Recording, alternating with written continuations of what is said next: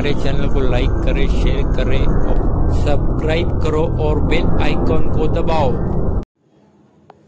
जळगावचे जिल्हाधिकारी आयुष प्रसाद यांची शासनाने जिल्हाधिकारीपदी बदली केली असून त्यांच्या जागी ठाणे जिल्हा परिषदेचे मुख्य कार्यकारी अधिकारी रोहन घुगे यांची पदोन्नती जळगावी बदली करण्यात आली आहे। शासनाच्या अवर मुख्य सचिव सेवा व्ही राधा यांची बदलीच्या आदेशावर स्वाक्षरी आहे।